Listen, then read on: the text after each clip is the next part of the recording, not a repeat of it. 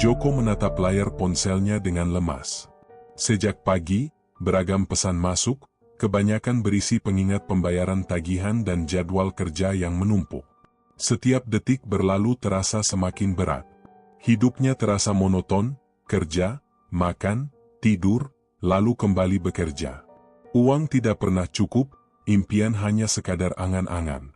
Joko sering berpikir, jika saja ada cara untuk mengubah hidupnya secepat kilat. Roni, sahabatnya yang duduk di seberang meja, memiringkan kepala, memandangnya dengan pandangan yang seakan sudah bisa menebak apa yang ada dalam benak Joko. "Lo lagi mikirin itu lagi, Jok?"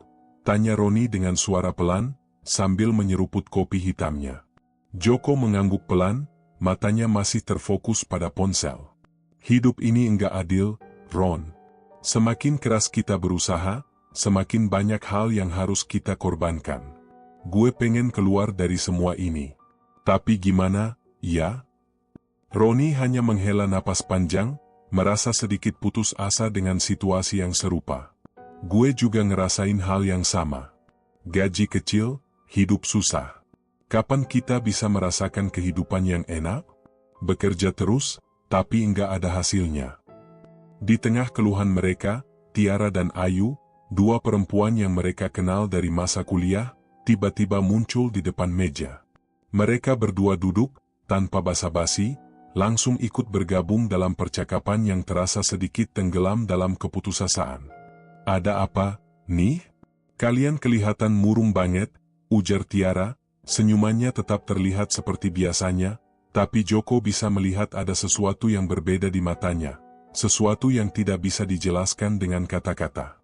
Ayu, yang biasanya pendiam, ikut bicara. "Kalian masih mikirin masalah hidup, ya? Kenapa nggak coba sesuatu yang bisa mengubah semuanya?" Joko dan Roni saling pandang, bingung. "Maksud lo apa?" tanya Joko, suara sedikit skeptis. Tiara tersenyum dengan misterius. "Ada yang bisa bantu kalian keluar dari masalah hidup ini. Sebuah kesempatan yang mungkin gak datang dua kali." "Kesempatan?" Roni mencondongkan badan, semakin penasaran. "Gimana maksudnya?" Ayu menatap mereka berdua, lalu berkata dengan pelan. "Kalian pasti sudah dengar tentang benda-benda antik, kan? Ada satu benda yang sangat langka, dan bisa mengabulkan semua permintaan." Joko tertawa kecil. "Permintaan?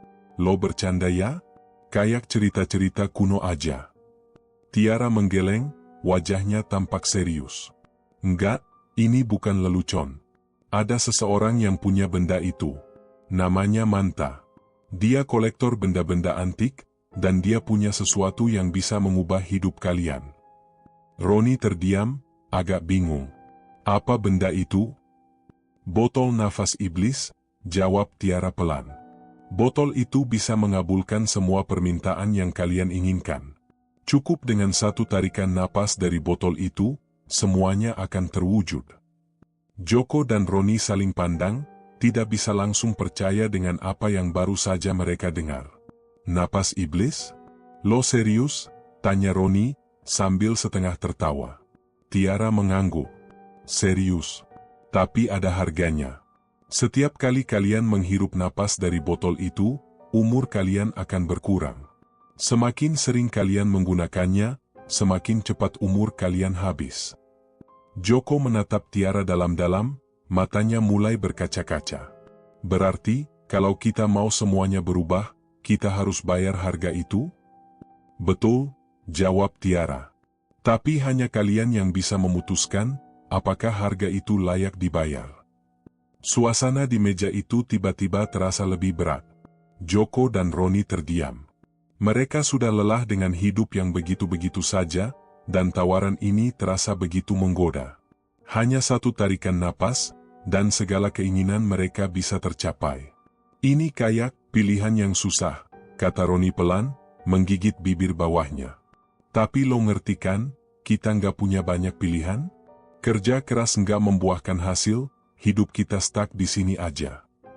Joko menghela napas panjang, matanya menatap meja, seolah berusaha mencerna semua informasi yang baru saja didapatkan. Tapi kalau kita ambil jalan ini, ada kemungkinan kita akan kehilangan banyak hal yang kita nggak tahu, kan? Betul, jawab Tiara. Tapi siapa yang bilang hidup itu mudah? Semua pilihan ada konsekuensinya. Kalian ingin keluar dari kesulitan ini? Inilah jalan yang bisa membawa kalian ke sana. Roni mengerutkan kening, lalu berkata, kita nggak bisa berhenti di sini, kan? Kalau kita nggak coba, kita akan terus hidup seperti ini selamanya. Joko menatap Tiara dan Ayu, lalu mengangguk. Ok, kita ikut. Kita mau lihat botol itu. Kalau itu benar-benar bisa mengubah hidup kita siap bayar harganya. Tiara tersenyum lebar.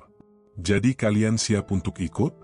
Malam ini, Manta akan mengundang kita ke rumahnya. Di sana kalian akan lihat sendiri. Mereka berdua berdiri dan segera meninggalkan kafe itu, berjalan menuju sebuah taksi yang menunggu. Di sepanjang jalan, Joko dan Roni merasa cemas. Mereka tidak tahu apakah mereka sedang membuat keputusan yang benar, atau justru akan terjerumus ke dalam jebakan yang tak terduga. Namun, satu hal yang jelas, hidup mereka tidak akan pernah sama lagi setelah malam itu. Malam itu, udara terasa lebih dingin dari biasanya. Joko dan Roni duduk di dalam taksi yang membawa mereka menuju rumah Manta, seorang kolektor benda antik yang mereka dengar memiliki sebuah botol yang bisa mengabulkan semua permintaan. Sesekali, Joko melirik keluar jendela, memandangi jalanan sepi yang diterangi cahaya lampu jalan. Dalam hatinya, ia merasa ada sesuatu yang tidak beres, sesuatu yang aneh, namun tidak bisa dijelaskan. Roni duduk di sebelahnya, tak lebih tenang. Jok, lo yakin kita mau ngelakuin ini? Tanyanya dengan nada ragu, suaranya terdengar lebih berat dari biasanya. Joko menghela napas, menundukkan kepala sejenak. Entah, Ron. Rasanya, ini kesempatan yang gak bisa kita sia-siakan. Tapi gue juga takut kalau ini salah. Roni menatapnya dengan cemas. Iya, gue juga ngerasain hal yang sama. Tapi, mau gimana lagi? Hidup kita terus begini-begini aja. Lo tahu kan, kalau terus-terusan ngelakuin hal yang sama, hasilnya ya gitu-gitu juga. Joko diam. Kata-kata Roni memang benar. Kehidupan mereka sudah berjalan di tempat terlalu lama.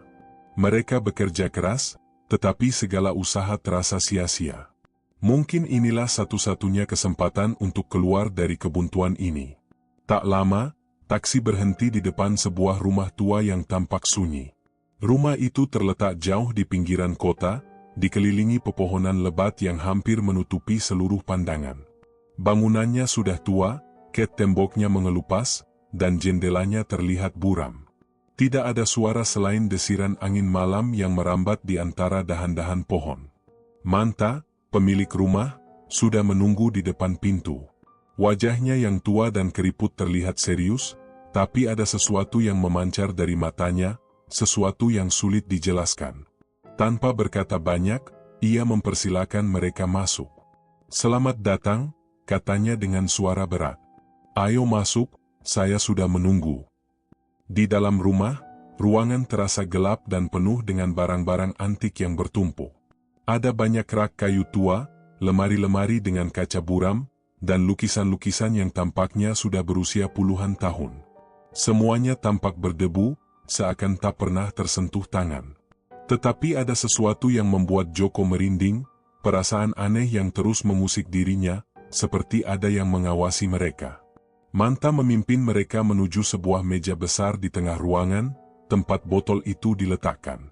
Botol kaca tua itu tampak biasa saja dari luar, namun entah kenapa, ada aura misterius yang terpancar dari benda itu.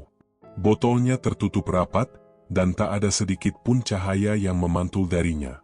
Hanya ada kilau samar di permukaan botol yang membuatnya tampak hidup. Inilah dia, kata Manta, menunjuk botol itu. Botol nafas iblis. Semua keinginan kalian bisa terwujud hanya dengan satu tarikan napas dari botol ini. Joko dan Roni melangkah mendekat, tidak bisa mengalihkan pandangan dari botol itu. Roni mengerutkan kening. Itu benar-benar hanya botol biasa, kan? Manta menatap Roni dengan mata tajam. Jangan tertipu oleh penampilannya. Apa yang ada di dalam botol ini jauh lebih kuat dari yang kalian bayangkan. Napas iblis, yang bisa memberikan apa saja yang kalian inginkan, namun harganya sangat tinggi. Joko menelan ludah. Apa maksudnya, harga tinggi? Manta menghela napas panjang. Setiap kali kalian menghirup napas dari botol ini, umur kalian akan berkurang. Semakin sering kalian menggunakannya, semakin cepat kalian kehilangan waktu hidup kalian. Roni tampak gelisah. Kok bisa gitu? Itu kayak tukar guling dengan nyawa. Benar, jawab Manta. Namun, kalian harus tahu satu hal. Setiap permintaan yang kalian buat akan terwujud. Tidak ada yang salah dengan proses itu, tapi konsekuensinya bisa sangat berat. Bahkan lebih berat dari yang kalian bayangkan. Joko menatap botol itu lebih lama. Keinginan-keinginan yang selama ini terpendam dalam dirinya mulai muncul satu persatu. Uang, pekerjaan yang lebih baik, kehidupan yang lebih nyaman, semua itu bisa tercapai dengan sekali tarikan napas. Ia merasa ini adalah kesempatan yang tak boleh disia-siakan. Jadi, bagaimana caranya? Tanya Joko, suaranya mulai tegas. Manta mengangguk. Ambil botol ini, dan hirup napasnya. Setelah itu, keinginan kalian akan langsung terkabul. Namun ingat, setelah kalian menggunakannya, kalian harus siap menerima konsekuensinya. Roni melirik Joko, ragu. Kita beneran mau ngelakuin ini? Apa nggak terlalu berisiko? Joko menatap Roni dengan penuh tekad. Kita nggak punya banyak pilihan, Ron. Hidup kita begini terus, kalau nggak sekarang, kapan lagi? Roni terdiam, meskipun ada sedikit keraguan di matanya. Namun, ia tahu betul betapa kerasnya hidup mereka selama ini. Tidak ada salahnya mencoba, bukan? Joko mengambil botol itu dengan tangan gemetar. Ia merasakannya dingin, namun ada sesuatu yang aneh. Sesuatu yang membuatnya merasa ada kekuatan besar yang terperangkap di dalamnya. Ia menarik napas dalam-dalam, lalu meletakkan bibirnya di mulut botol. Dengan satu tarikan napas, keinginannya pun tercapai. Di saat itu, ia merasakan perubahan dalam dirinya. Ada sesuatu yang mengalir begitu cepat, seperti energi yang membanjiri tubuhnya. Begitu cepat, bahkan ia tidak sempat merasakannya sepenuhnya. Keinginannya, yang dulu tampak hanya impian belaka, kini sudah di depan mata. Roni, yang melihat Joko menghirup napas dari botol itu, merasa sedikit ragu. "Look, Jo?" tanyanya. Joko menoleh, tersenyum lebar. Gue merasa luar biasa. Semua yang gue inginkan, sekarang sudah ada di depan mata." Namun, saat senyum itu terukir di wajah Joko, ada sedikit kekhawatiran yang terbersit di matanya. Di luar kesuksesan yang terasa datang begitu mudah, ada bayangan gelap yang mulai mengintai. Bayangan yang akan mereka hadapi, tanpa mereka tahu kapan atau bagaimana. Keesokan harinya, Joko terbangun dengan rasa yang berbeda. Ia merasa segar, penuh energi, seolah tidur semalam mampu menghapus kelelahan yang sudah bertumpuk selama bertahun-tahun.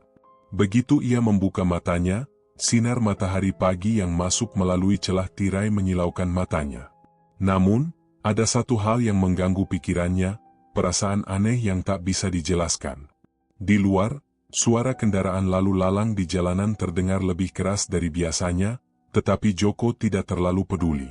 Yang ada dalam pikirannya hanya satu hal, keinginan-keinginan yang telah ia wujudkan hanya dengan satu tarikan napas dari botol itu. Uang, pekerjaan yang lebih baik, dan kehidupan yang lebih nyaman. Semua itu ada di ujung jarinya sekarang. Ia bergegas keluar dari kamar tidur, menuju ruang tamu. Roni sudah duduk di sofa, tampak lebih ceria dari biasanya, meski wajahnya terlihat sedikit pucat. "Lo nggak merasa aneh, Ron?" tanya Joko sambil duduk di sebelah Roni. Roni menoleh, matanya tampak berbinar. Nggak tahu ya, tapi gue merasa hari ini berbeda. Rasanya kayak semua yang gue inginkan udah dekat banget. Joko mengangguk pelan, meski ada sedikit keraguan yang masih menghantui. "Iya, gue juga ngerasa gitu. Tapi entah kenapa, ada yang gak beres. Kayak ada yang ngintip dari belakang kita. Roni tertawa, meski terdengar sedikit canggung. Lo mulai paranoid, Jo. Jangan terlalu dipikirin. Kita udah minta apa yang kita mau, sekarang waktunya menikmati. Beberapa jam setelah itu, sesuatu yang luar biasa terjadi. Joko mendapat telepon dari perusahaan yang sudah lama ia incar. Mereka menawarkan posisi yang selama ini ia impikan, manajer proyek dengan gaji yang jauh lebih besar. Tak hanya itu, mereka juga menjanjikan fasilitas dan jenjang karir yang luar biasa. Selamat pagi, Pak Joko. Kami ingin mengonfirmasi tawaran pekerjaan untuk posisi manajer proyek di perusahaan kami. Kami sangat terkesan dengan portofolio Anda dan kami ingin Anda bergabung dengan tim kami, kata suara di ujung telepon. Joko hampir tidak percaya dengan apa yang didengarnya. Tawa kecil keluar dari mulutnya. Saya diterima, tanyanya, masih merasa ragu. Betul sekali, Pak. Silakan datang untuk menandatangani kontraknya minggu ini. Setelah menutup telepon, Joko menatap layar ponselnya dengan mata yang melotot. Ini benar-benar terjadi. Semua yang ia inginkan, kerja yang lebih baik, gaji yang besar, seperti muncul begitu saja tanpa usaha lebih. Di sisi lain, Roni juga mendapatkan kabar baik yang tak kalah mengejutkan. Ia menerima tawaran kerja dari sebuah perusahaan teknologi besar yang sebelumnya menolaknya. Bahkan, gajinya pun lebih tinggi dari yang pernah ia bayangkan. Semua itu terasa begitu mudah, begitu cepat. Keduanya duduk di meja makan, melirik satu sama lain dengan senyuman yang tak bisa disembunyikan. Semua yang mereka impikan kini sudah terwujud. Tetapi, di balik kebahagiaan itu, ada satu hal yang mulai mengganggu mereka, tubuh mereka. Joko menatap telapak tangannya, yang kini tampak lebih pucat dari sebelumnya. Ada garis-garis halus yang mulai muncul di wajahnya, seolah-olah ia sudah menua beberapa tahun dalam semalam. Ron, suara Joko sedikit gemetar. Kita kayak berubah, iya? Roni meliriknya, menyadari hal yang sama. Iya, lo kelihatan lebih kurus. Gue juga ngerasa kayak nggak seger gitu. Joko menyentuh pipinya, merasakan kulitnya yang mulai sedikit kendur. Gue rasa, kita harus hati-hati. Semua yang kita dapatkan ini terlalu mudah. Kayaknya ada yang salah. Namun, Roni hanya tertawa. Jangan terlalu dipikirin, Jo. Kita kan baru mulai. Ini cuma efek samping kecil dari semua yang kita dapatkan. Kita nikmati aja dulu, nanti juga biasa. Walaupun Joko ingin percaya pada kata-kata Roni, hatinya tetap tidak tenang. Ada sesuatu yang terasa tidak wajar.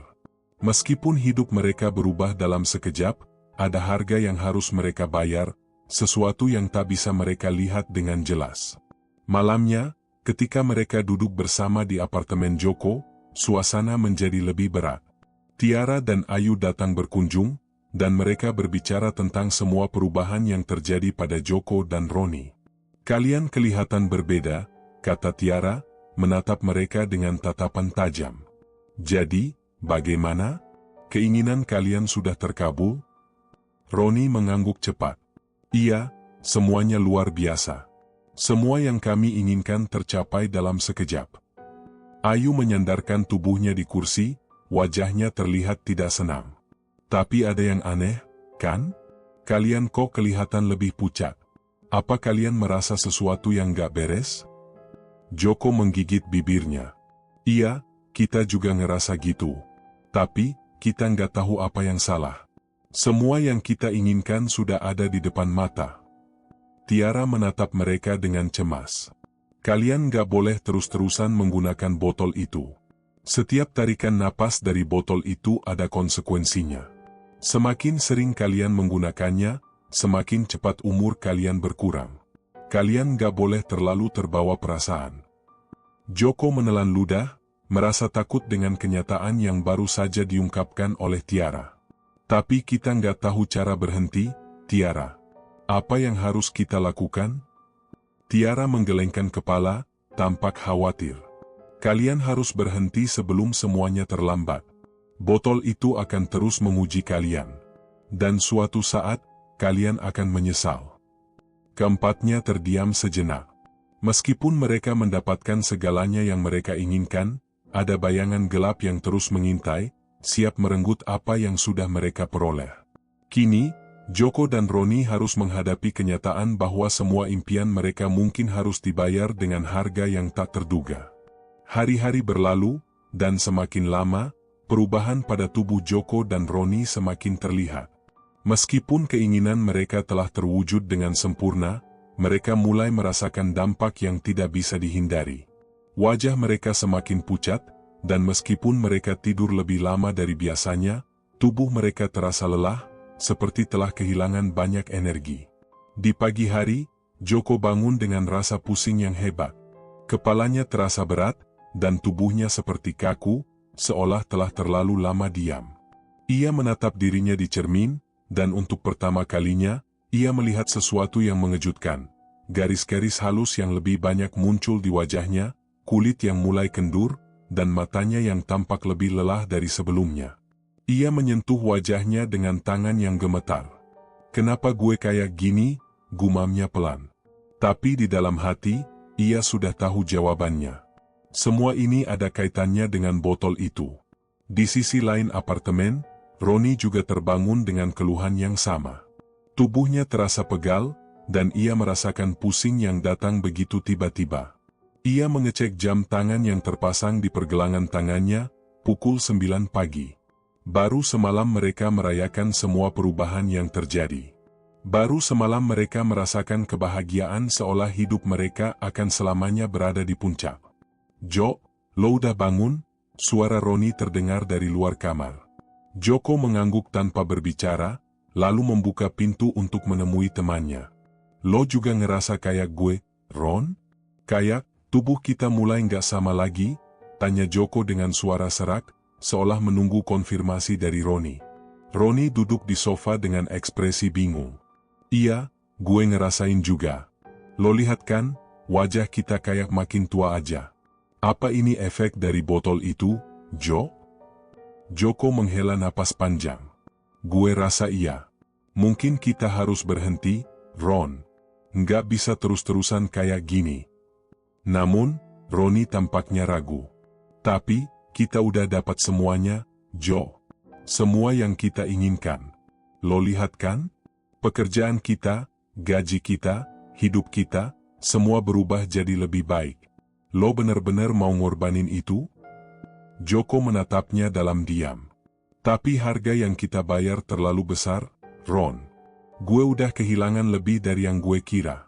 Kalau kita terus kayak gini, mungkin kita nggak bakal punya kesempatan untuk berhenti." Roni terdiam, tidak bisa menyangkal apa yang baru saja dikatakan Joko. Keinginan mereka telah tercapai, tetapi tubuh mereka, dan bahkan pikiran mereka, mulai merosot. Mereka tidak bisa menahan diri. Semakin banyak tarikan napas dari botol itu, semakin cepat waktu mereka berkurang. Joko mulai menghitung berapa banyak umur yang telah hilang, dan ia merasa jantungnya berdebar semakin cepat. Setiap detik terasa semakin pendek. Di luar, Tiara dan Ayu datang berkunjung lagi, kali ini dengan ekspresi yang lebih khawatir. Tiara langsung mendekati Joko dan Roni, memeriksa mereka dengan seksama. "Kalian kelihatan lebih buruk dari kemarin," ujar Tiara. "Kalian harus berhenti, sebelum semuanya terlambat." Ayu menambahkan, "Kalian tahu, ini bukan hal yang main-main. Botol itu punya kekuatan yang lebih besar dari yang kalian bayangkan. Kalian harus segera menutupnya." Roni berusaha tersenyum, meskipun ia merasa lebih takut daripada yang ingin ia akui. "Kami nggak bisa berhenti sekarang, Tiara. Semua ini sudah terjadi, dan kami nggak tahu bagaimana caranya balik lagi." "Ini bukan tentang kembali, Ron," kata Tiara dengan serius. "Ini tentang menghentikan semua ini sebelum semuanya hilang. Jika kalian terus menggunakan botol itu, kalian akan kehilangan lebih banyak dari sekadar tubuh dan umur kalian. Kalian akan kehilangan nyawa." Joko menundukkan kepala. "Kita nggak tahu cara untuk menghentikan semua ini, Tiara. Kita sudah terlanjur masuk ke dalamnya, dan nggak tahu bagaimana caranya keluar." Tiara memegang tangan Joko dengan lembut. Joko, kamu harus percaya. Ada cara untuk menutup botol itu. Tapi kalian harus berhenti menggunakannya sekarang juga. Kalau enggak, kalian akan jadi seperti orang yang sudah lama mati, meski masih bernapas. Joko merasakan kehangatan tangan Tiara, tetapi hatinya tetap dipenuhi ketakutan. Ketika ia melihat ke wajah Roni, ia bisa melihat keraguan di matanya. Mereka tahu betul bahwa berhenti berarti kehilangan segala sesuatu yang mereka dapatkan dalam sekejap. Tetapi melanjutkan berarti membiarkan iblis itu terus menguasai hidup mereka. Joko berdiri, berjalan menuju meja tempat botol itu diletakkan. Botol itu terlihat sama seperti saat pertama kali mereka menemukannya. Namun, kali ini, botol itu terasa lebih berat, seolah-olah ia sudah menyerap seluruh energi dari tubuh mereka. Joko menggenggam botol itu erat-erat, merasakan dinginnya yang semakin menusuk. Tapi kalau kita berhenti, kata Joko pelan, apa kita akan kembali ke titik nol? Apa kita bisa kembali ke hidup yang dulu, Ron? Roni memejamkan mata, berusaha berpikir. Kita nggak bisa terus seperti ini, Jo. Kita nggak bisa mengabaikan kenyataan. Kalau kita terus-terusan pakai botol itu, kita akan hancur, satu persatu. Namun, meskipun ada keyakinan dalam kata-kata Roni, Joko masih merasa bimbang. Keinginan-keinginan yang mereka capai seakan tak mau dilepaskan begitu saja. Ada rasa takut yang menggerogoti dirinya, takut kehilangan semuanya. Takut kalau apa yang telah mereka peroleh akan menguap begitu saja. Mereka terdiam, berdiri di hadapan botol itu, seakan terjebak di antara dua dunia. Dunia yang penuh keinginan yang tak terhitung jumlahnya, dan dunia yang harus mereka bayar dengan umur dan nyawa mereka. Ayu dan Tiara berdiri di belakang mereka, menatap dengan penuh harapan. Kalian masih punya waktu untuk menghentikannya. Jangan tunggu sampai semuanya terlambat, kata Tiara dengan lembut. Joko menatap botol itu sekali lagi. Tanpa suara, ia perlahan meletakkan botol itu di meja, tetapi tidak ada yang tahu apakah mereka sudah membuat keputusan yang benar. Joko dan Roni duduk di meja, masing-masing menatap botol tua itu dengan perasaan yang semakin berat. Botol itu terlihat tidak berubah, masih dengan tutup rapat yang seakan memendam sesuatu yang jauh lebih besar dari sekadar keinginan mereka. Suasana di ruangan itu terasa mencekam. Tiara dan Ayu duduk di sudut, tidak bisa mengalihkan pandangan dari kedua pemuda itu, seakan mereka juga merasa terperangkap dalam keputusan yang harus diambil. Jadi, kalian mau lanjut atau berhenti? Tanya Ayu dengan suara datar, berusaha menahan kecemasannya. Roni merengut, tidak tahu harus berkata apa. Ia merasa dilanda dilema besar. Kita udah dapat semuanya, Ayu, katanya perlahan, suaranya serak. Pekerjaan bagus, uang melimpah, hidup yang jauh lebih baik dari sebelumnya. Kalau kita berhenti sekarang, kita kehilangan semua itu. Joko menatap Roni, mencoba mencari pengertian di wajah temannya. Namun, yang ia temui hanya kebingungannya sendiri. Roni tidak siap kehilangan semua yang telah mereka capai, bahkan jika itu berarti mereka harus membayar harga yang sangat tinggi. Lo ngerti nggak, Ron? Joko akhirnya berkata, kita nggak cuma kehilangan uang atau pekerjaan kita. Kita mulai kehilangan diri kita sendiri. Tubuh kita mulai lemah, wajah kita mulai menua. Apa lo nggak ngerasa itu? Roni menatap wajah Joko, kemudian menunduk. Ia tahu benar apa yang Joko maksud, namun entah kenapa, rasa takut kehilangan itu lebih kuat. Tapi gue nggak bisa ngebayangin hidup gue tanpa semua itu, Jo. Gue takut kalau kita berhenti, kita nggak punya apa-apa lagi. Joko menghela napas panjang. Lo tahu kan, Ron, nggak ada yang gratis di dunia ini. Botol itu nggak cuma ngasih apa yang kita mau, tapi dia juga ngambil sesuatu dari kita. Kalau kita terus-terusan pakai itu, nggak hanya umur kita yang habis, tapi kita juga akan kehilangan lebih banyak. Tiara yang sedari tadi diam, akhirnya berbicara dengan suara rendah. Kalian harus memilih, Joko, Roni. Jika kalian terus menggunakan botol itu, mungkin kalian nggak akan sempat menyesal karena waktu kalian sudah habis. Setiap tarikan napas dari botol itu makin mendekatkan kalian pada akhir hidup. Ayu juga menimpali, Tiara benar. Botol itu nggak main-main. Kalian harus berhenti sebelum semuanya terlambat. Namun, meskipun kata-kata itu terdengar bijak, Roni merasa berat untuk mengiyakan. Jadi, apa yang harus kita lakukan? Kalau kita berhenti, kita kembali ke hidup yang dulu? Kehilangan semua yang sudah kita dapatkan? Gimana kalau hidup kita nggak sebaik sekarang, bahkan lebih buruk dari sebelumnya? Joko tidak bisa menjawab langsung. Ia pun merasa takut, bingung, dan frustrasi.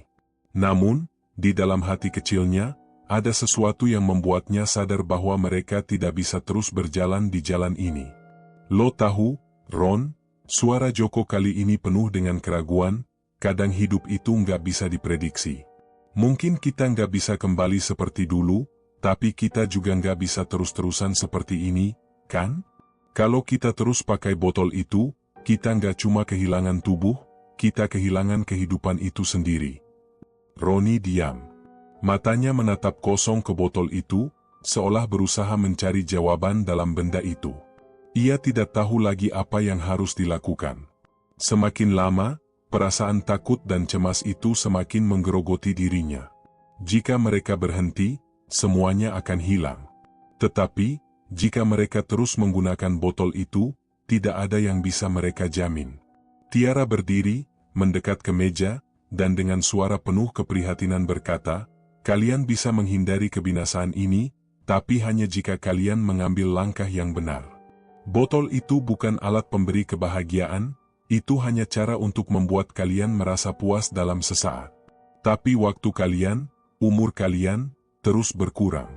Jangan tunggu sampai kalian menyesal." Joko menggigit bibirnya, mencoba mencerna kata-kata Tiara. Namun, perasaan ragu itu semakin menguat. Di sisi lain, Roni masih bertahan pada pikirannya.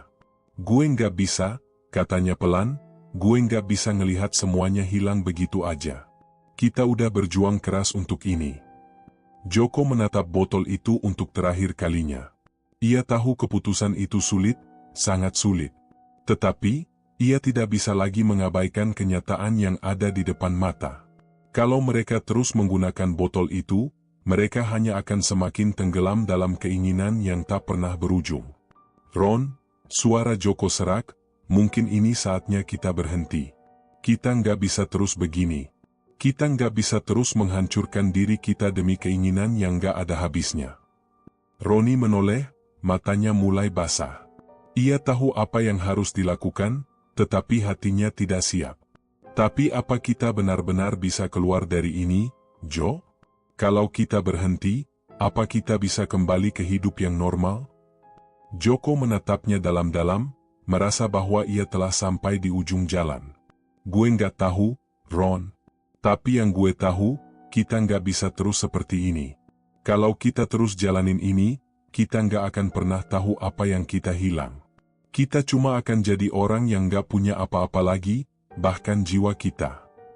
Roni menundukkan kepala, dan dengan suara pelan, akhirnya berkata, "Oke, Jo. Gue ikut keputusan lo." Mereka berdua kemudian berdiri, dan tanpa kata-kata lebih lanjut, Joko meraih botol itu, menatapnya satu kali lagi, lalu meletakkannya di meja dengan hati yang berat. Keinginan yang sudah mereka dapatkan kini harus dilepaskan. Tiara dan Ayu menghela napas lega. "Kalian sudah membuat keputusan yang tepat," kata Tiara, meskipun wajahnya masih penuh kecemasan. "Sekarang kalian harus terus bertahan. Jangan biarkan botol itu kembali menggoda kalian." Joko dan Roni saling menatap, mencoba merasakan ketenangan dalam keputusan mereka. Namun, meski keputusan itu telah diambil, mereka tidak tahu apakah hidup mereka bisa kembali seperti semula. Mereka hanya tahu satu hal, keinginan itu telah mengubah mereka lebih dari yang mereka bayangkan.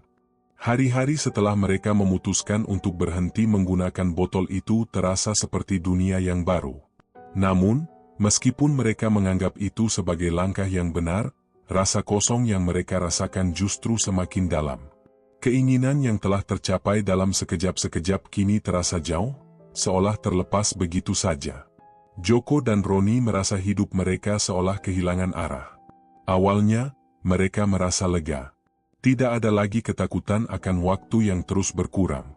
Tidak ada lagi suara di dalam kepala mereka yang terus membisikkan bahwa setiap tarikan napas semakin mendekatkan mereka pada kematian. Namun, seiring berjalannya waktu, mereka mulai merasa kehilangan sesuatu yang lebih besar. Sesuatu yang telah mereka capai dengan cara yang salah.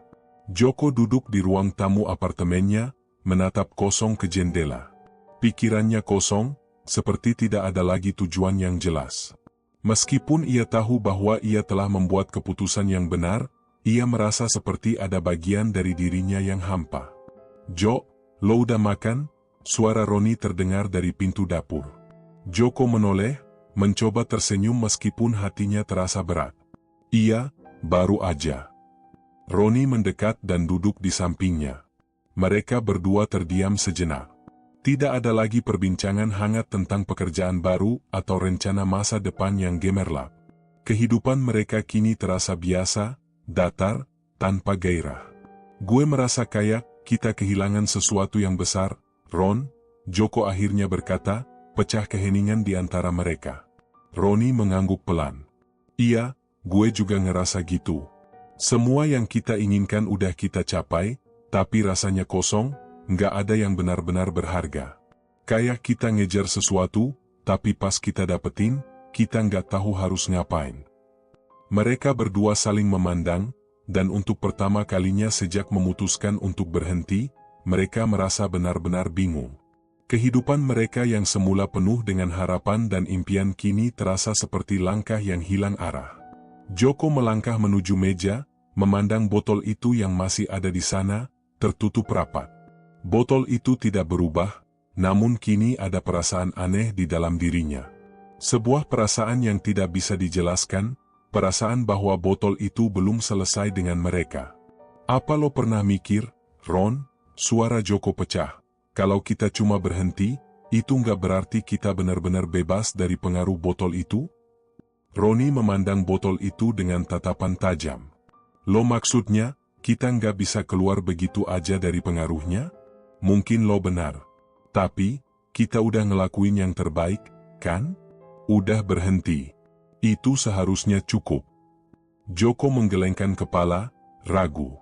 "Enggak, Ron. Gue nggak yakin kita benar-benar bebas. Mungkin kita nggak lagi pakai botol itu, tapi botol itu masih ada di sini, di kepala kita.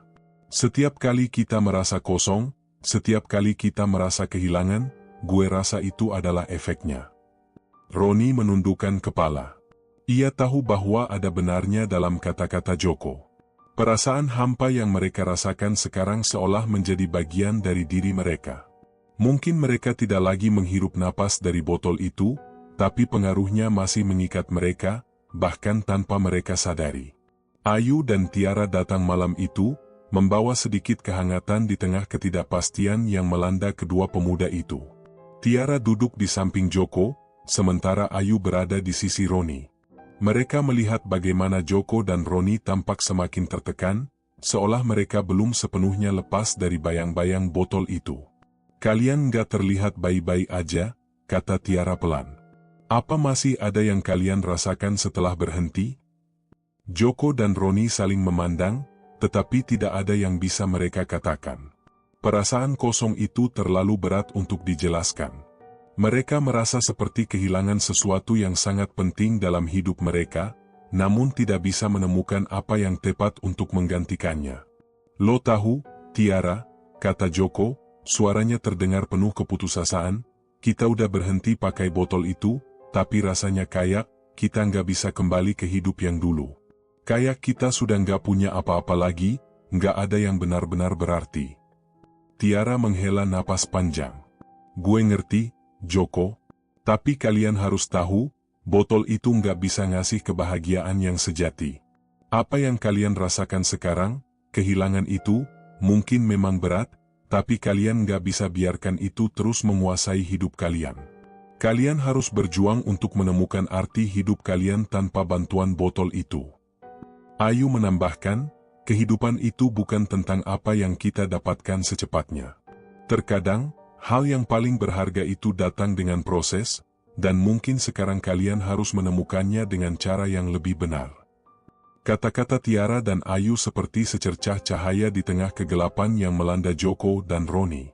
Mereka mulai sadar bahwa meskipun hidup mereka terasa kosong dan penuh kekosongan, mereka masih punya kesempatan untuk membangun hidup mereka kembali.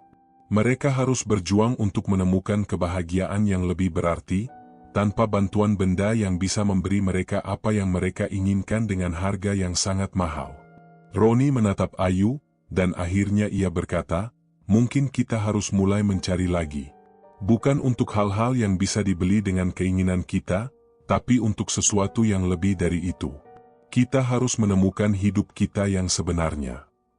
Joko menoleh ke Roni, dan meskipun perasaan kosong itu masih ada, ia merasa ada sedikit harapan yang muncul di dalam dirinya.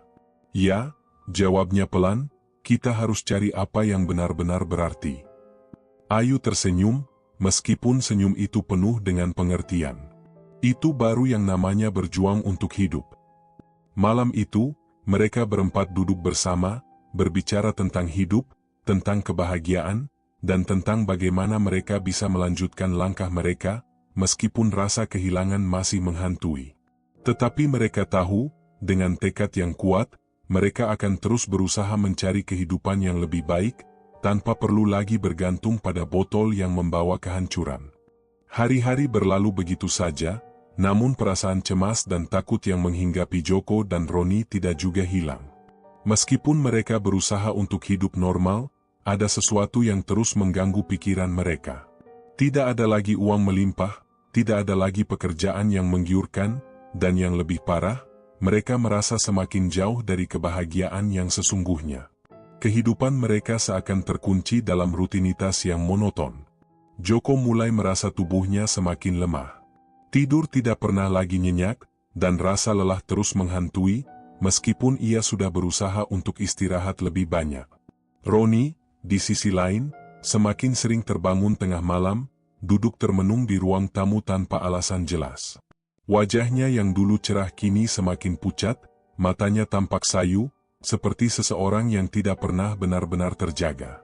Mereka merasa seolah-olah ada sesuatu yang mengintai mereka dari bayang-bayang, sesuatu yang tidak dapat mereka lihat, tapi bisa mereka rasakan. Suatu malam, ketika udara terasa lebih dingin dari biasanya, Roni duduk di sofa, menatap botol tua itu yang terletak di meja. Ia merasa tak berdaya.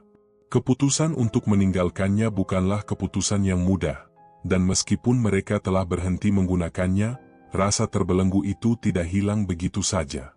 "Joko," Roni memanggil temannya yang sedang duduk di dekat jendela, "Lo merasa nggak sih ada yang nggak beres? Gue mulai ngerasa ada yang aneh. Makin hari, gue makin takut." Joko menoleh, matanya yang lelah memandang Roni dengan penuh keraguan. "Lo juga ngerasain itu, ya? Gue pikir gue cuma kelelahan, tapi sekarang gue mulai mikir kalau kita nggak benar-benar bisa lepas dari botol itu." Roni mengangguk. "Gue juga ngerasa begitu. Kayak kita dikontrol oleh sesuatu, bahkan meskipun kita nggak lagi pakai botol itu. Setiap malam, gue ngerasa ada yang ngintip. Bahkan, kadang gue bisa dengar suara-suara aneh di kepala gue." Suasana dalam ruangan menjadi mencekam. Joko merasakan hal yang sama, sebuah suara yang hampir tidak bisa ia dengar, tapi tetap bisa ia rasakan di dalam dirinya. Ia mengusap wajahnya, mencoba menepis perasaan aneh itu, namun semakin ia berusaha, semakin keras suara itu berbisik di telinganya. "Joko, lo juga dengar suara itu?" tanya Roni. Suara ketakutannya tak bisa disembunyikan.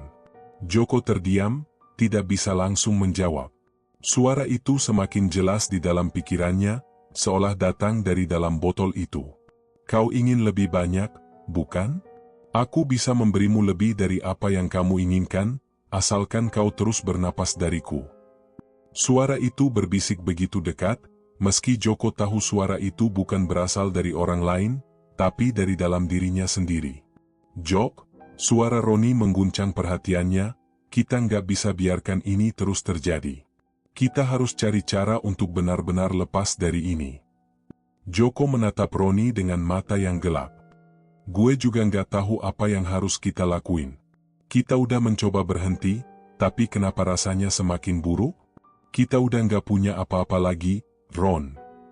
Roni menggigit bibirnya, rasa cemas semakin menggila di dalam dada. Ia merasakan tubuhnya semakin lemah, dan kali ini, bukan hanya fisiknya yang merasa hancur, tapi juga pikirannya.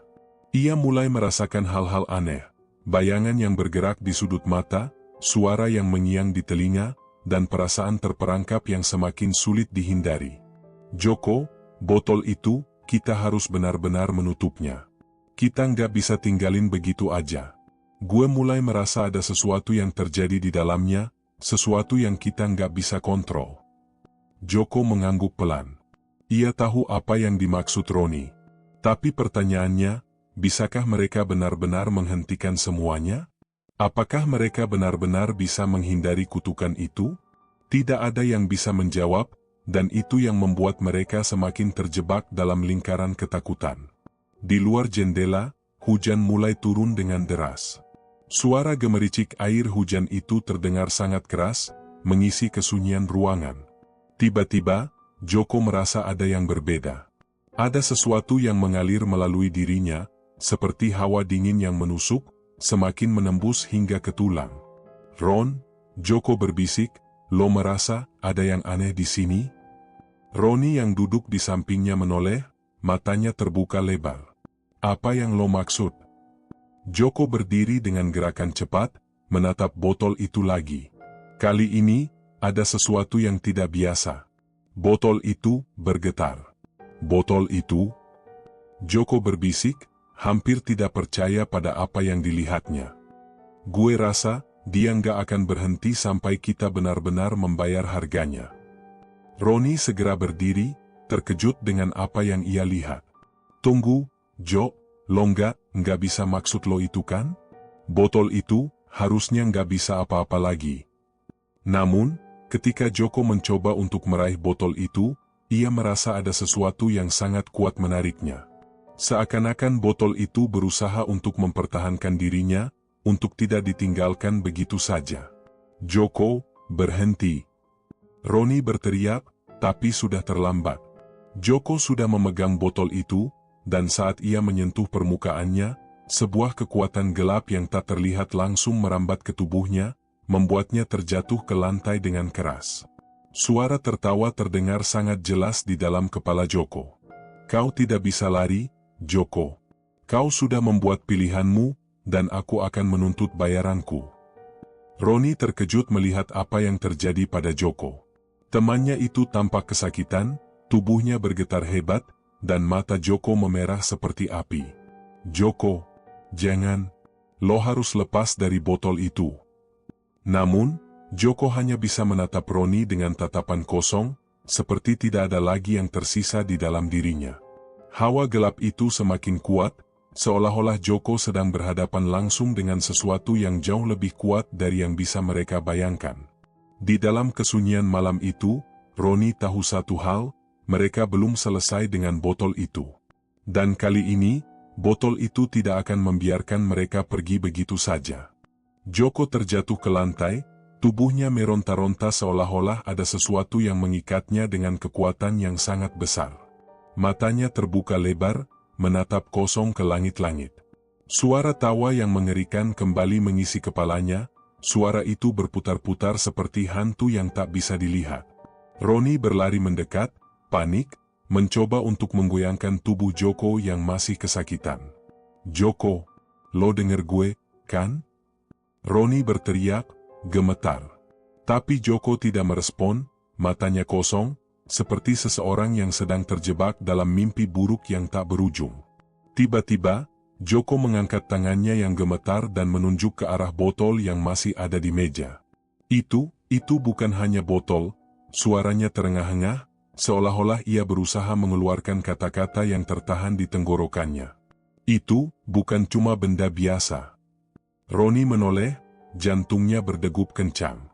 Ia melihat botol kaca tua itu bergetar lagi, kali ini lebih kuat dari sebelumnya. Ada sesuatu yang tampak bergerak di dalamnya, seperti bayangan gelap yang berputar-putar. Apa maksud lo? Tanya Roni dengan suara bergetar, matanya tidak bisa lepas dari botol itu. Joko berusaha mengangkat tubuhnya sedikit, wajahnya semakin pucat. Kita nggak bisa berhenti, Ron. Kita udah terperangkap. Botol itu, dia nggak akan pernah membiarkan kita pergi begitu saja. Roni mundur beberapa langkah, matanya penuh ketakutan. Tapi kita udah berhenti. Kita udah ngelakuin yang benar. Kenapa masih begini? Joko menatap Roni dengan pandangan kosong, seolah-olah ia tidak bisa melihat apa-apa lagi selain kegelapan. Itu bukan pilihan kita, Ron. Kita udah terjebak.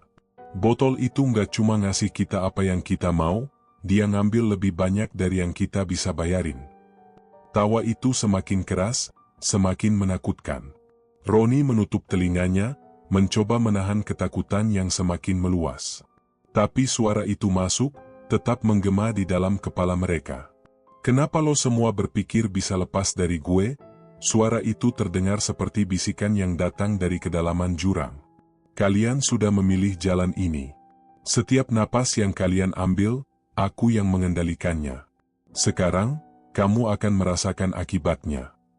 Roni merasa ada sesuatu yang sangat berat di dadanya, seakan-akan seluruh dunia menekan tubuhnya dengan kekuatan yang tak terbayangkan.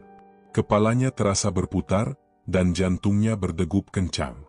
Tangan Joko yang gemetar kini memegang erat botol itu, seolah-olah ia tidak bisa melepaskannya. Joko, lo harus berhenti. Roni berteriak, menarik tangan Joko dengan sekuat tenaga. Kita harus menghentikan ini sebelum semuanya terlambat. Tapi Joko hanya menatapnya dengan tatapan yang kosong. Kita nggak bisa, Ron. Udah terlambat. Roni merasa hatinya tercekat. Suara itu, kekuatan yang berasal dari dalam botol itu, sepertinya sudah menguasai temannya. Ia melihat bagaimana tubuh Joko semakin lemah, wajahnya semakin memucat, dan matanya mulai menunjukkan tanda-tanda kelelahan yang sangat mendalam. Joko, jangan biarkan dia mengendalikan lo. Roni mendesak, suaranya penuh kepanikan. Namun, Joko hanya terdiam, matanya kini terfokus pada botol itu, seolah-olah itu adalah satu-satunya hal yang ada di dunia ini. Perlahan, ia mulai mengangkat botol itu ke mulutnya, seperti tanpa kendali. Roni semakin terkejut melihat apa yang dilakukan temannya. Joko, lo nggak boleh. Tapi, seakan tidak mendengar peringatan itu, Joko menarik napas dalam-dalam melalui mulut botol. Dalam sekejap, perubahan drastis langsung terlihat. Tubuh Joko yang semula lemah kini tampak kaku, dan wajahnya seakan-akan dipenuhi dengan kegelapan yang tak bisa dihindari. Apa yang lo lakukan, Jok? Suara Roni pecah, cemas dan tak percaya. Kenapa lo masih mau ngelakuin ini? Joko hanya tersenyum lemah, senyuman yang terasa lebih mengerikan daripada tawa iblis itu. Karena aku nggak bisa lepas, Ron. Kita sudah terikat. Dan sekarang, aku akan mendapatkan semua yang aku inginkan. Semua yang aku inginkan, bahkan kalau itu berarti mengorbankan segalanya. Roni mundur beberapa langkah, merasa panik. Ia tidak tahu apa yang harus dilakukan. Ia tahu, ia sudah terlambat. Joko sudah terjebak dalam kutukan botol itu, dan sekarang, ia juga merasakannya. Roni bisa merasakan nafasnya yang semakin berat, tubuhnya yang semakin lemas, seperti ada sesuatu yang menghisap kekuatannya. Botol itu tidak hanya mengabulkan permintaan. Botol itu mengambil lebih banyak dari yang bisa mereka bayarkan, lebih dari yang mereka bisa bayangkan. Dan sekarang, Joko terjebak dalam pusaran itu. Roni bisa merasakannya, kekuatan yang mengalir melalui dirinya. Sesuatu yang mengerikan. Joko. Suara Roni semakin lirih, kita harus berhenti. Kita harus hancurkan botol itu, sebelum semuanya berakhir. Namun, Joko hanya memandangnya dengan tatapan kosong, seperti tidak ada yang bisa menyentuhnya lagi. Sudah terlambat, Ron. Kita sudah jadi bagian darinya. Roni merasa keputusasaan menguasai dirinya. Ia melihat botol itu, yang kini bergetar lebih keras dari sebelumnya. Sesuatu dari dalam botol itu mulai keluar, sesuatu yang jauh lebih gelap dari yang bisa mereka bayangkan. Sesuatu yang kini menguasai mereka. Tak ada jalan kembali. Mereka sudah terperangkap dalam nafas iblis. Roni merasa tubuhnya semakin lemah. Jantungnya berdegup kencang, seolah ingin melompat keluar dari dadanya. Ia menatap Joko yang kini terkulai lemas di sofa, matanya kosong, tubuhnya semakin pucat. Setiap tarikan napas yang keluar dari tubuh Joko seperti membawa sesuatu yang lebih gelap, sesuatu yang semakin menghisap kehidupan mereka. Botol itu, yang tergeletak di meja di depan mereka, bergetar pelan, hampir seperti berdetak. Roni bisa merasakan hawa dingin yang semakin menusuk, mengingatkannya pada saat pertama kali ia melihat botol itu. Waktu itu, semuanya terasa seperti sebuah kesempatan, sebuah jalan keluar dari kehidupan yang penuh kekecewaan. Kini, botol itu bukan lagi sebuah solusi, tapi sebuah kutukan yang menghancurkan mereka perlahan-lahan. Joko, lo denger gue, kan? Roni berusaha berbicara, tapi suaranya terputus. Ia merasa tubuhnya seperti kehilangan tenaga. Setiap detik yang berlalu semakin membuatnya merasa lebih terperangkap.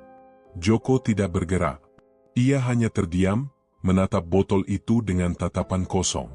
Roni tahu, mereka sudah terlalu jauh. Mereka sudah terlalu banyak menggunakan botol itu, dan sekarang mereka harus membayar harga yang sangat mahal. Jika saja mereka bisa kembali ke saat-saat sebelum botol itu muncul, mungkin semuanya tidak akan seperti ini. Namun, waktu sudah berjalan, dan mereka sudah terperangkap. Suara di kepala Roni kembali terdengar, kali ini lebih jelas, lebih menekan. Kau pikir kamu bisa melarikan diri? Setiap napas yang kamu ambil, aku semakin dekat. Kau sudah membuat pilihanmu, dan aku akan mengambil semuanya. Roni merasakan dadanya sesak, tubuhnya semakin lemah. Ia mulai merasa pusing, dan kegelapan semakin memenuhi pandangannya. Suara itu semakin keras, seolah-olah datang dari setiap sudut ruangan. Ia mencoba menutup telinganya, tapi suara itu tetap mengisi pikirannya, menguasainya. Aku akan mengambil lebih banyak lagi dari kalian. Setiap tarikan udara yang kalian ambil, aku semakin dekat. Ketika ia menatap Joko, ia melihat tubuh temannya itu semakin kurus. Wajahnya yang semula penuh semangat kini tampak seperti wajah seorang yang sudah bertahun-tahun hidup di bawah ancaman kematian. Joko tidak lagi bisa berbicara dengan jelas.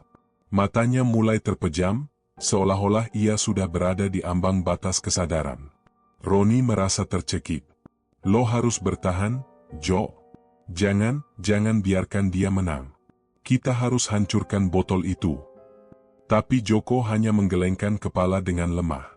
Gak bisa, Ron, gue udah terlalu jauh. Roni merasa air matanya mulai menetes. Ia tak tahu harus berbuat apa. Semua yang mereka lakukan untuk mendapatkan apa yang mereka inginkan kini justru menghancurkan mereka. Mereka berdua sudah terperangkap dalam jebakan yang tidak bisa mereka hindari. Matanya menatap botol itu lagi. Sesuatu di dalamnya mulai bergerak, semakin jelas. Roni merasa nafasnya semakin berat. Ada sesuatu yang sangat gelap di dalam botol itu, sesuatu yang lebih besar daripada yang mereka bayangkan. Sesuatu yang kini mengancam mereka dengan cara yang sangat kejam. Lo gak bisa biarin dia menang, Ron. Ini semua bukan kita lagi. Ini semua karena kita terlalu tamak. Suara Joko terdengar sangat lemah, hampir seperti sebuah bisikan yang hampir tidak bisa terdengar. Roni mencoba untuk melangkah mendekat, berharap ada satu cara terakhir untuk menghancurkan botol itu. Ia bertekad, jika ia harus berkorban untuk menghentikan semuanya, maka ia akan melakukannya. Ia tidak ingin melihat temannya kehilangan segalanya. Tapi saat ia mendekati botol itu, sebuah kekuatan tak terlihat menariknya mundur. Roni merasakan seluruh tubuhnya terkekang, seolah-olah ada rantai yang menahan setiap gerakannya. Semakin dekat ia dengan botol itu, semakin kuat kekuatan yang menahannya. Rasa takut yang mendalam menguasai dirinya, namun ia berusaha untuk tetap tenang. Lo gak akan bisa keluar, Ron. Kamu sudah memilih jalan ini, suara itu berbisik dengan penuh ancaman. Roni terhuyung, hampir terjatuh. Ia bisa merasakan tubuhnya semakin berat. Hanya ada satu pilihan, dan ia tahu apa yang harus dilakukan. Jika botol itu memang tidak bisa dihancurkan, maka ia harus menghentikan semuanya dari dalam. Roni harus mengorbankan sesuatu yang lebih berharga daripada apa yang mereka cari. Tangan Roni menggigil saat ia meraih botol itu dengan hati-hati. Ketika ia menyentuh permukaan botol yang dingin itu, sebuah kilatan cahaya gelap memancar keluar, membutakan matanya. Suara tawa mengerikan itu memenuhi pikirannya, semakin menggila. Terlambat, suara itu berkata dengan penuh kemenangan. Kau sudah memilih, Ron. Kau akan merasakan harga dari setiap napas yang kau ambil. Roni merasa seluruh dunia seakan runtuh di sekitarnya. Setiap tarikan napasnya semakin sulit, dan ia tahu bahwa ia tidak akan bertahan lebih lama. Namun, ada satu hal yang masih bisa ia lakukan. Ia menggenggam botol itu erat-erat dan berteriak, aku akan menghancurkanmu. Seketika, botol itu bergetar lebih keras, dan sebuah kekuatan besar menariknya keluar dari genggaman Roni. Tiba-tiba, tubuhnya terlempar ke belakang, jatuh ke lantai. Matanya semakin kabur, tubuhnya semakin kaku, dan dia bisa merasakan napasnya semakin berat. Pada saat terakhir, sebelum semuanya benar-benar gelap, Roni mendengar sebuah suara di dalam kepalanya yang semakin hilang. Selamat datang di akhir perjalananmu. Itu adalah akhir dari segalanya. Roni tidak tahu apakah ia sudah selesai atau apakah botol itu masih menguasai dirinya. Yang ia tahu adalah satu hal, mereka sudah terperangkap, dan kini, tidak ada lagi yang bisa menyelamatkan mereka. Waktu terasa berhenti, namun dunia di sekitar Roni berputar semakin cepat. Ia berbaring di lantai, tubuhnya lemah, napasnya semakin berat. Semua yang terjadi sejak pertama kali ia melihat botol itu, kini terasa seperti mimpi buruk yang tak pernah berakhir. Joko terkulai di sampingnya, tampak lebih pucat, lebih kurus, dan semakin jauh dari kenyataan. Mereka sudah terlalu jauh untuk kembali, dan sekarang, mereka hanya bisa menunggu. Roni menggenggam tangan Joko, merasa bahwa temannya itu sudah hampir tidak ada lagi. Joko hanya terdiam, matanya tertutup rapat. Hanya ada sisa-sisa kehidupan yang terenggut dari tubuhnya. Suara-suara aneh terus mengiang di kepalanya, suara yang datang dari dalam botol itu, suara yang semakin mendekat, semakin kuat. Suara itu seperti mengisi setiap sudut otaknya, seakan-akan ia sudah tidak bisa lagi menghindar dari kegelapan yang datang. Joko, bisik Roni dengan suara serak. Lo masih dengar gue, kan? Joko tidak menjawab. Tidak ada respons. Roni tahu bahwa temannya itu hampir tidak sadar lagi. Semuanya terlalu terlambat. Mereka sudah terperangkap dalam kutukan yang sangat dalam. Tangan Roni yang menggenggam botol itu mulai terasa lebih dingin, seolah botol itu semakin menguasainya, semakin mengambil segalanya. Semakin lama, ia merasa semakin terjebak, semakin tak berdaya. Lama-kelamaan, sebuah perasaan yang sangat asing mulai menghampiri Roni. Bukan rasa takut lagi, tapi lebih kepada rasa kebingungan yang mendalam. Ia melihat botol itu, benda yang selama ini memberikan mereka segala yang mereka inginkan, namun akhirnya menghabiskan segalanya. Suara di kepalanya semakin keras. Ia merasa seperti dikelilingi oleh suara-suara yang menuntutnya untuk menyerah. Kau sudah sampai pada titik ini, Ron, suara itu berbisik. Kau ingin kembali? Tidak ada lagi jalan keluar. Semua sudah terlanjur. Kini, kau hanya memiliki satu pilihan. Roni menggigit bibirnya. Ia tidak ingin mendengarkan suara itu. Tidak ada pilihan lain selain menghancurkan botol itu. Ia sudah tahu bahwa hanya ada satu cara untuk menutup kutukan ini. Jika mereka ingin bebas, jika mereka ingin berhenti menderita, maka botol itu harus dihancurkan. Namun, ada sesuatu yang aneh dalam dirinya. Sesuatu yang tidak bisa dijelaskan. Roni merasakan sebuah dorongan kuat di dalam dirinya, dorongan untuk tidak menghancurkan botol itu. Dorongan yang semakin membuatnya ragu. Botol itu telah memberikan segalanya, dan meskipun harganya sangat mahal, Roni merasakan bahwa ada sesuatu yang lebih besar yang harus dibayar. Roni mengangkat botol itu lagi. Tangannya terasa berat, seakan-akan botol itu menahan setiap gerakannya. Dalam keadaan hampir tak sadar, ia merasakan ketakutan yang sangat mendalam, tetapi ada sesuatu yang lebih menonjol, sesuatu yang lebih kuat. Ia bisa merasakan kekuatan yang berasal dari botol itu, kekuatan yang telah menguasai dirinya sejak lama. Lo bisa mendapatkan apapun yang lo inginkan, Ron, suara itu kembali terdengar. Aku bisa memberimu semua yang lo mau. Lo cuma perlu satu tarikan napas. Dan semua yang lo inginkan, akan terjadi. Roni menatap botol itu, bingung. Tangan yang memegang botol itu semakin gemetar. Ia tahu harga dari setiap napas yang ditarik dari botol ini, tapi suara itu, dorongan itu, semakin menguasai pikirannya. Kekuatan dari dalam botol itu seakan menegaskan bahwa ini adalah kesempatan terakhir, kesempatan untuk membalikkan semuanya. Tiba-tiba, Roni merasa kepalanya semakin sakit.